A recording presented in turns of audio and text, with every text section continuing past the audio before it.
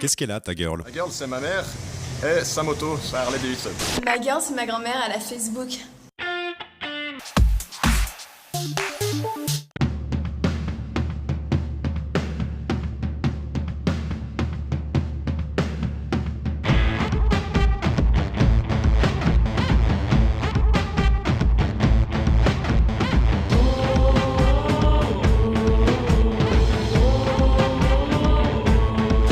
Mesdames et messieurs, n'ayez crainte, ceci n'est pas une émission politique. Pour moi, c'est évidemment pas une évidence, précisément de... Ça ne ressemble en rien au scénario habituel. De mettre sur le même niveau les femmes et les hommes au moment de parler d'âge de la retraite. Alors on a un petit problème. Passablement d'agressivité à partir d'une certaine heure. Allez-y, enquêtez sur moi. Et j'ai le plaisir d'accueillir Rebecca Ruiz.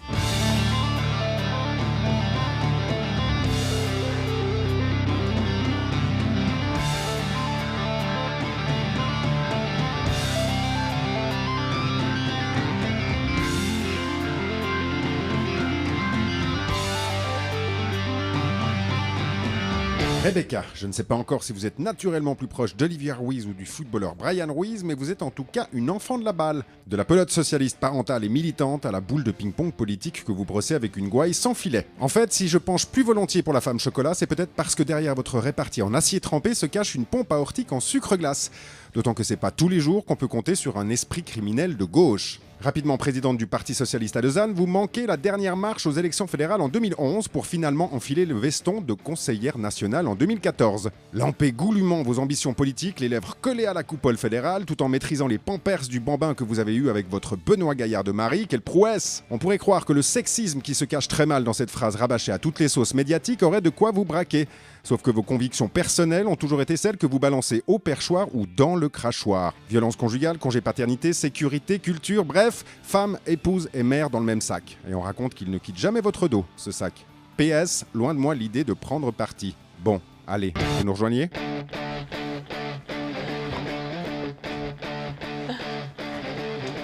Bonsoir. Bienvenue. Bonsoir, merci. Bonsoir.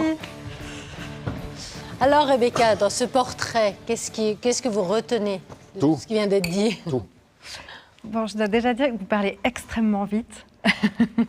Donc tout n'est pas compréhensible, c'est ce que Non, vous non, non, essayez de Des fois, tout à c'est fait mieux. compréhensible. Des fois, c'est mieux. Ce que j'ai pas envie que vous entendiez, je le dis très très vite. D'accord. Non, mais c'était, disons, c'était assez complet, quoi. C'est vrai que, voilà, vous avez un peu parlé de mon parcours et puis surtout de mes centres d'intérêt et disons, des différents dossiers que, disons, ouais, qui me tiennent à cœur et que j'essaie de porter au niveau politique depuis que je fais de la politique, pas seulement au niveau du Conseil national, mais déjà avant, quand j'étais au Conseil communal ou bien même au Grand Conseil vaudois. Qui vous tiennent en politique et aussi, enfin, qui vous tiennent à cœur en politique et aussi dans votre vie privée, on en causera peut-être un peu plus après. Mais maintenant, j'ai envie de savoir ce que vous faites sur les réseaux sociaux, droit dans le mur.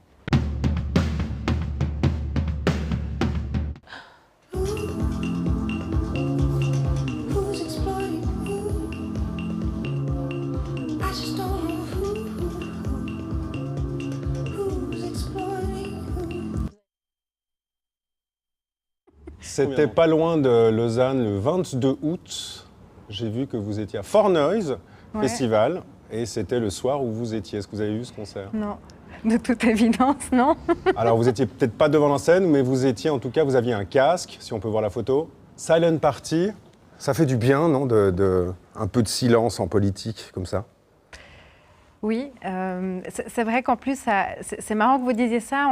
Il y a eu un article qui est paru cette semaine dans le Matin sur le bruit, notamment qu'on subit passablement dans la salle du Conseil national. C'est vrai que c'est extrêmement bruyant. Donc, enfin, je le dis parce que je suis en session parlementaire en ce moment, donc c'est vrai que oui, parfois le silence, alors autant quand on siège à Berne, mais aussi parfois quand on entend certaines horreurs, comme on a pu les entendre. Mais ça fait du bien de s'isoler comme ça, avec son casque. Là, vous dites par rapport à alors, je vous avoue, c'est la première fois que je vivais cette expérience. J'étais extrêmement sceptique à la base. Je trouvais ça super bizarre parce que moi, j'ai toujours beaucoup aimé danser, même si je le fais plus depuis un certain nombre d'années, disons, mais j'étais assez sceptique par rapport à ce concept et en fait, c'est très drôle. C'est très drôle et c'est sympa parce que vous êtes en permanence en train de chercher le contact visuel avec les gens qui ont aussi un casque. Et si vous enlevez le casque, vous entendez les gens chanter et c'est une horreur. Ouais, alors ça, c'est très bizarre, ouais. Surtout, disons, à des heures avancées de la nuit, disons, c'est rarement très, très harmonieux. Alors, j'ai choisi ça parce que c'est vrai que vous êtes en pleine campagne. Par contre, c'est pas là que vous allez, contrairement peut-être à d'autres collègues, vous n'allez pas marteler ce que vous voulez, ce que vous faites. Vous n'avez pas envie de trop user les réseaux sociaux de campagne. C'est-à-dire qu'on a des choses qui viennent d'autres personnes. Par exemple, c'est affiché là. Je vais lire un petit bout. Rebecca Ruiz se présente pour un nouveau mandat au Conseil national. Non pas que Rebecca monnaie mon soutien ou qu'elle ait promis un poste clé dans une administration clé. Non, rien de tout ça. Alors voilà, vous le faites pas aussi clairement. Vous postez des articles de journaux sur des sujets qui vous tiennent à cœur. Mais vous ne faites pas de vraie campagne. Comment est-ce que vous réagissez à ça quand quelqu'un, alors on l'a pas mis, mais qui vous met ça sur votre mur, en gros, parce que vous êtes tagué. J'ai vu que vous avez, en tout cas, pas commenté ni liké. Comment on fait pour gérer ce genre de choses? Bon, alors disons, j'ai pas liké. Alors c'est un oubli parce que j'ai été super touchée par ce petit mot qui a été posté sur mon mur. Après, en même temps, je rebondis juste sur ce que vous disiez, sur le fait que je ne fais pas trop campagne. J'ai au contraire l'impression de mettre beaucoup de photos, beaucoup plus de photos que d'habitude, notamment lorsque je suis sur des stores. Alors, ce n'est pas forcément moi qui poste ces images, c'est des fois des collègues de parti ou bien des membres du Parti socialiste. C'est indirect plutôt. Voilà, c'est peut-être indirect. Ouais, c'est vrai que c'est discret. Je n'ai pas non plus envie d'inonder, disons, mon mur. Parce que parce que je suis en campagne et d'agir en fait différemment. Parce que c'est vrai qu'en général, je ne suis pas en permanence en train de poster des photos de moi sur Facebook. Je préfère écrire des textes. Pas une adepte des selfies? Non. Alors ça, j'en ai vu un ou deux, mais on ne les a pas mis. Hein. C'est vrai, vous en avez vu? Oui, j'en ai vu, mais ils sont vieux. Ouais, alors peut-être, ouais. Leïla, Rebecca, je vous propose qu'on entre dans le cœur du blabla. Lorsque petite, toute seule, quand la nuit tombait après le JT, vous vous disiez sans doute « Pourquoi Dieu m'a-t-il fait fille de Le Pen et pas de Marcello Mastroianni ?» Bon, alors on ne vous compare pas à Le Pen. Par contre, on l'a entendu dans votre portrait, vous avez grandi dans une famille impliquée politiquement, active. Qu'est-ce que ça fait de tomber dans la marmite de la politique aussi jeune? Je pense que pour certaines personnes, ça peut être complètement rédhibitoire par rapport à l'envie de s'engager en politique. Et pour d'autres, comme ça a été mon cas, c'est vrai que c'est clairement un moteur. En tout cas, c'est évident pour moi que l'implication, l'engagement politique de mes parents m'a en tout cas intéressée à la chose publique.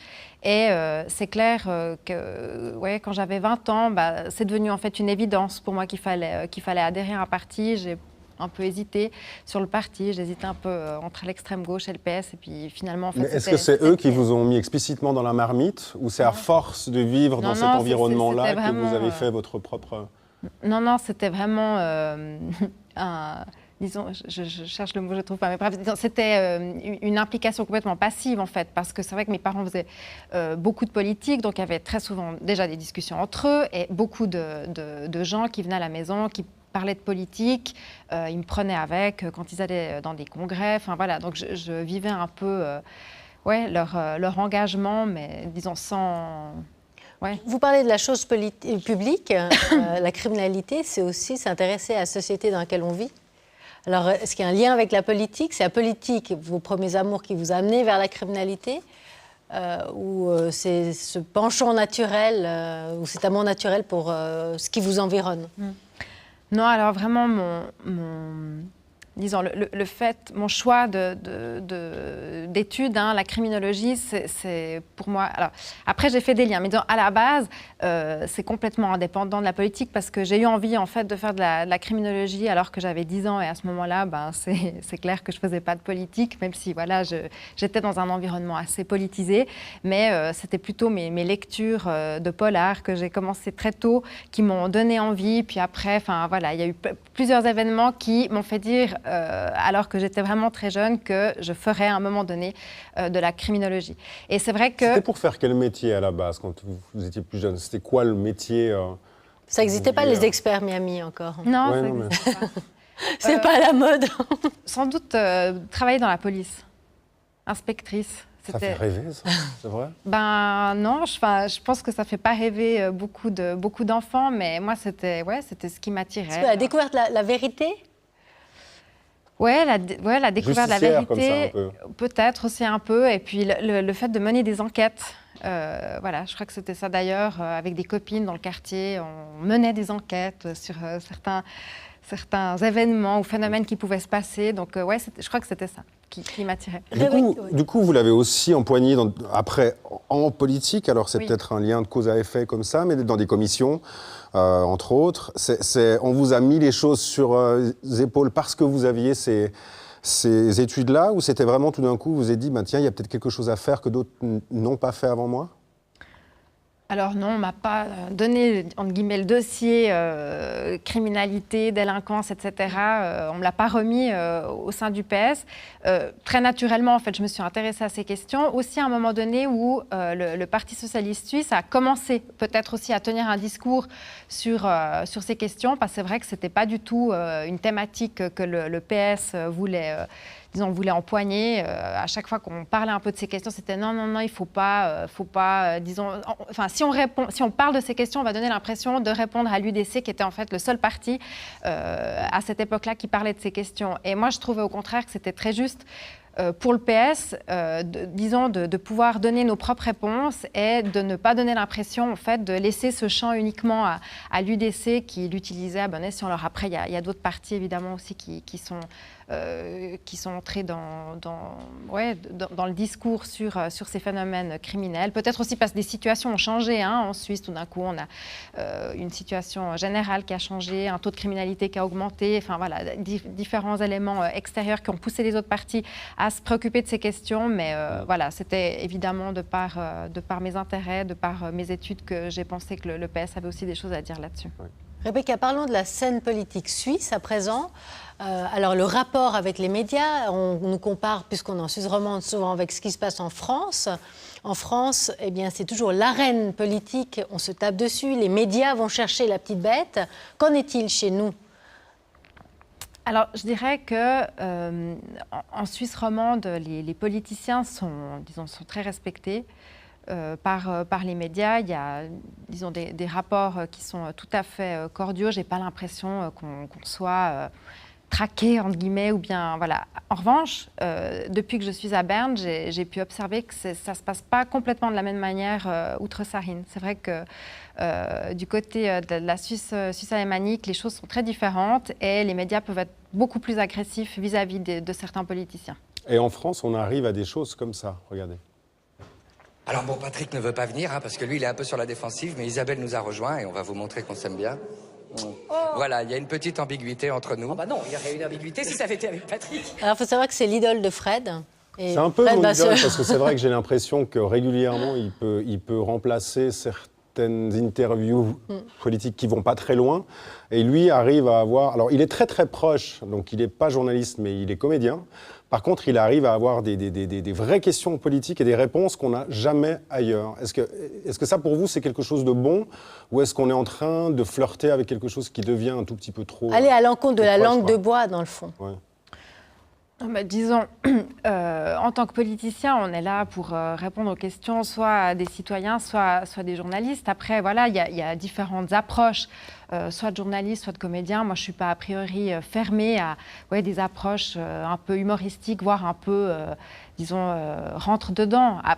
Tant qu'il y a un certain respect de la part du journaliste ou du comédien vis-à-vis des politiciens qui répondent. Et il y a de plus en plus de journaux aussi qui essayent de pipoliser comme ça. Alors c'est aussi du côté politicien qui aimerait pouvoir essayer de rentrer dans quelque chose d'un peu plus drôle, un peu plus privé, un peu plus personnel. Est-ce que ça, c'est quelque chose que vous faites volontiers, ou est-ce que vous vous dites, tiens, je suis obligé de le faire parce que c'est comme ça que ça se fait aujourd'hui ? Non, alors disons, j'essaye. Je pense qu'il faut un bon équilibre. Je ne suis pas complètement fermée à des portraits ou à répondre à des questions plus personnelles, parce que je pense que les électrices et les électeurs ont le droit de savoir aussi un peu qui on est, parce que, disons, forcément que, vous le disiez avant en parlant de moi, hein, il y a des sujets qu'on va défendre peut-être de manière plus forte parce qu'on est soi-même concerné, ou on l'a été, ou on a des liens avec certains milieux. Et dans ce sens, je pense que c'est important que les électrices et les électeurs sachent qui ils ont en face. Alors après... adhérer aux valeurs, adhérer aux mêmes valeurs. Oui, aux valeurs. Et puis voilà, après en même temps, je pense qu'il y a des limites et des barrières. Et moi, c'est vrai que je ne réponds pas à toutes les questions. Quand on me demande ce que j'ai prévu de faire pendant mes vacances avec mon mari, ça... c'est dommage, je voulais vous le demander justement. Non, ça, je ne réponds pas. Mais c'est aussi parce que mon mari fait de la politique, donc forcément que ça intéresse souvent les médias. Mais vraiment ? Vraiment quoi ? Il y a vraiment un intérêt sur ce genre de, entre guillemets, détails ? Ouais, sur les couples en politique, il y a un petit intérêt, ouais. Si je vous dis le mot cow-boy, Rebecca, vous pensez à quoi ? États-Unis. C'est Texas. à peu près ça, ouais.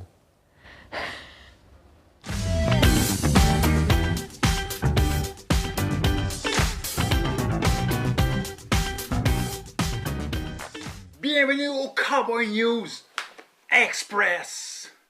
Hey cowboy, un tiré pour un mot qui a toujours su tirer plus vite que son ombre. Mot compte double et mot sans filtre, tu en fourches autant que tu en fumes. Des clopes. Come to where the flavor is. Come to Marlboro Country. Cataclope, cataclope, c'est au galop que le cinéma t'accroche depuis longtemps à son ceinturon.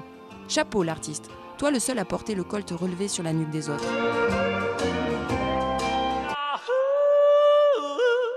Quand on passe sa vie à cheval, on a besoin de confort et d'être bien au sec. Et Clint Eastwood n'a jamais mis ce genre de truc. Je ne sais pas ce qu'il a, mais il exige des excuses. Et pan, tout le monde meurt, sauf le mythe.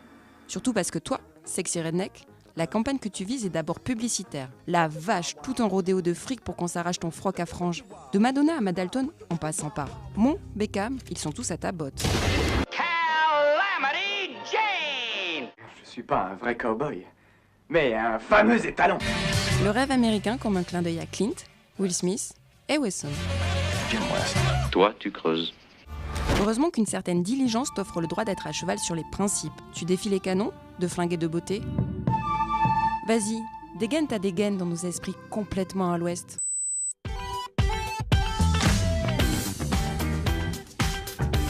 Maintenant, tu montes sur mon dos et on dégage d'ici. Okay. Nous avons été complètement happés. Voilà. Et comme on n'a jamais assez de médias, moi je vous propose de prendre contact avec la rédaction du Matin en duplex pour savoir sur quoi ils bossent. Juste maintenant, tout de suite, Breaking News, c'est le duplex.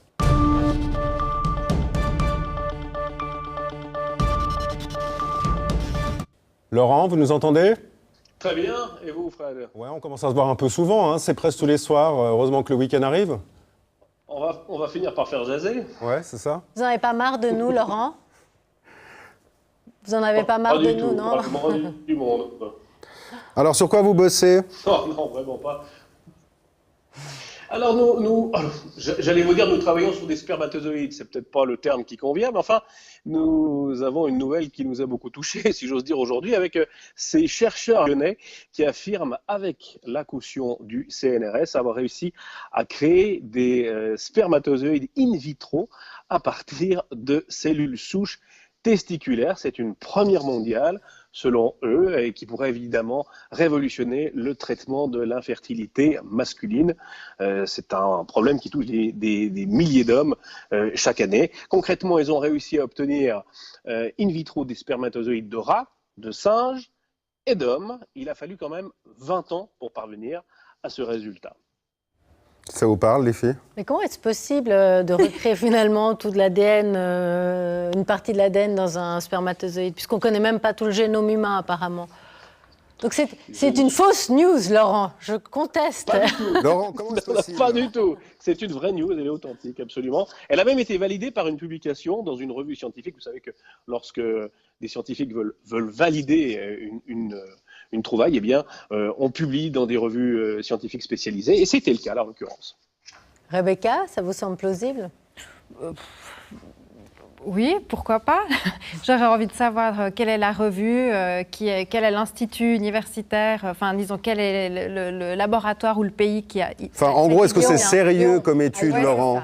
C'est la société de biotechnologie Calistem basée à Lyon avec le concours du Centre national de la recherche scientifique, le CNRS, qui a procédé à ces recherches et à cette étude. Mais ce qui est effrayant, c'est plus que l'infertilité, c'est la possibilité d'intervenir sur le génome humain.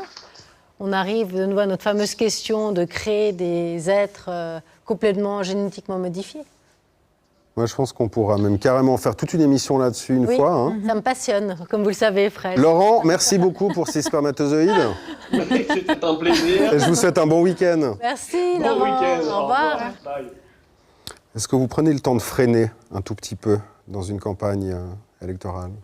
En ce moment, c'est quasi impossible. Même le dimanche, on a des actions, donc des actions de campagne. Hein, c'est compliqué même de passer du temps en famille, donc non, pas trop. Eh ben, grâce à nous, vous allez freiner un petit peu. Je veux faire du sport.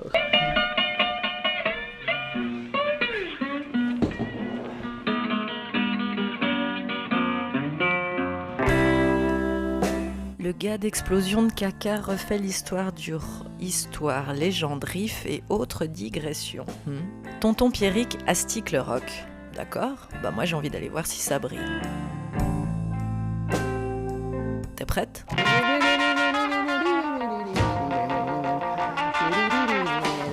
Wab bab loubop wab bam boum. Du pacte faustien de Robert Johnson à un carrefour de Clarksdale jusqu'aux hanches élastiques du gominé Elvis Presley, l'à peine moins gominé Tonton Pierrick nous refait l'histoire du rock'n'roll en bonne et crue forme dans un one-man show à peine sorti du four. Non sérieux, c'est important de commencer par Robert Johnson parce que c'est le premier du club des 27. Vous connaissez déjà son goût immodéré pour les tutus roses lorsqu'il se glissait derrière ses fûts et dans la peau de Mouloud Rocha, le tout dans une spectaculaire explosion de caca. Loin des troubles gastriques, mais toujours avec les tripes, on découvre aujourd'hui l'étendue de sa science S-Rock, une matière qu'élastique avec autant de vigueur que le manche de sa Fender Vintage.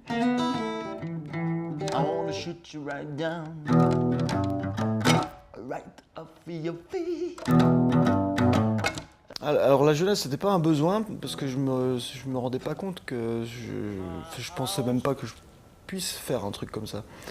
Mais le déclencheur, c'était en allant voir mon pote Didier Charlet, son spectacle Hosanna dans la joie. Quand je l'ai vu sur scène, je me suis dit, ça me fait envie.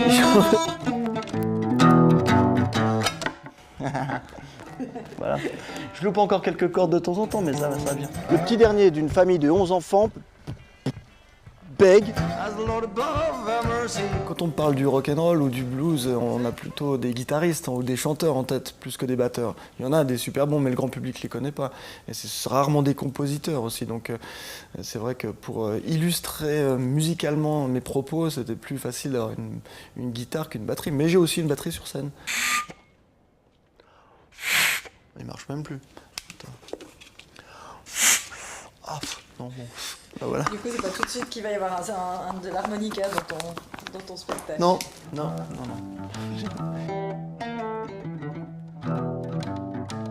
J'ai réalisé que j'étais en train peut-être de me construire un outil de travail fabuleux parce que, comme tu le disais tout à l'heure, ça regroupe plein de choses que j'aime. La musique, raconter des histoires, jouer de la musique, passer des disques, faire du théâtre, faire de la guitare, de la batterie, enfin voilà. Et l'histoire du rock me passionne de toute façon, donc tout ce que je fais dans ce spectacle me plaît. Alors j'ai envie de faire que ça.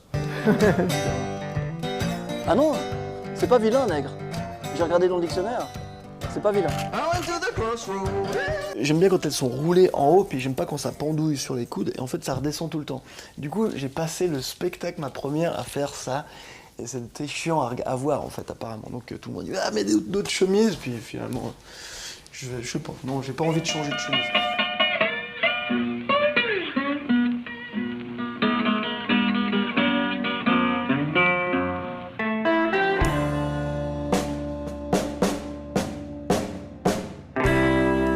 alors il y a des douches partout parce que c'était un ancien salon de massage ici. Rebecca, vous êtes plutôt rock'n'roll ou musique classique ou jazz ou qu'est-ce que vous aimez? Plutôt rock'n'roll. À part Silent Party, hein. Plutôt rock'n'roll. Donc vous allez aller voir Tonton Pierrick.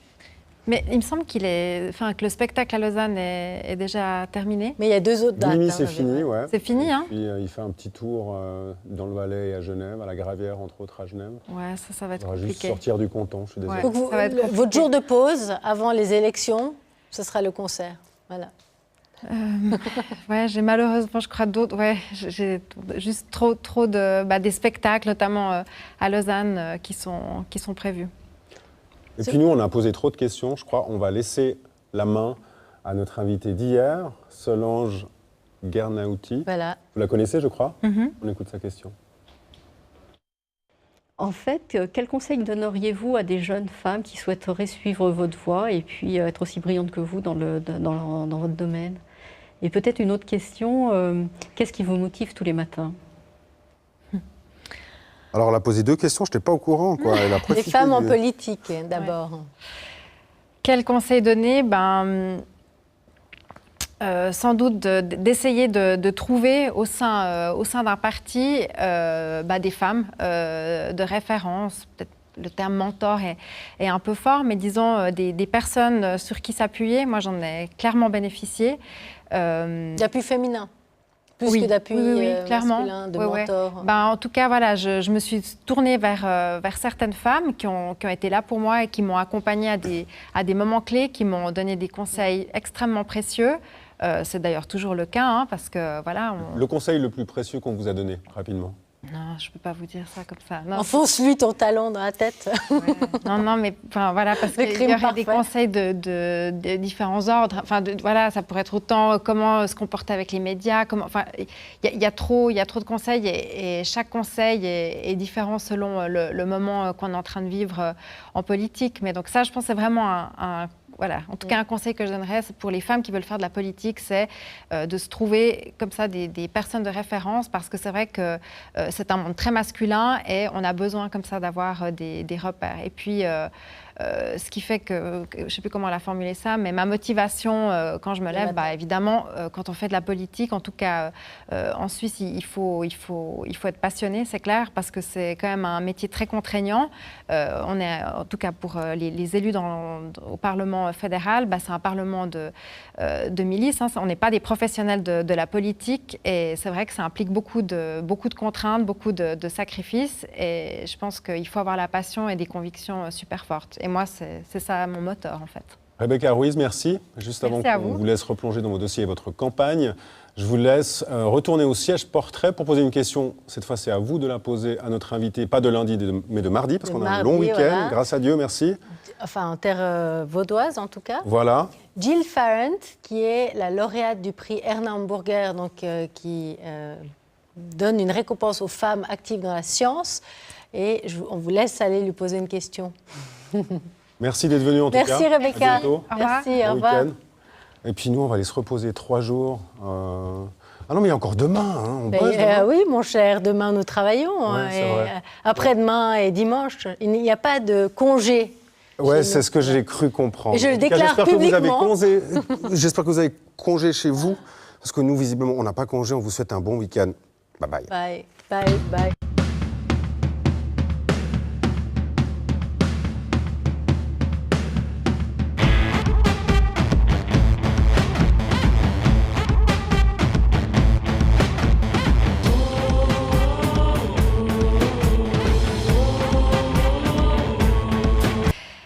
Vous évoluez dans un environnement qui est très masculin, comme moi, dans le domaine de la politique. Est-ce qu'au cours de votre carrière, vous avez pu bénéficier de l'appui particulier de certaines femmes pour vous aider à évoluer dans le monde, dans un monde aussi compétitif que celui dans lequel vous évoluez?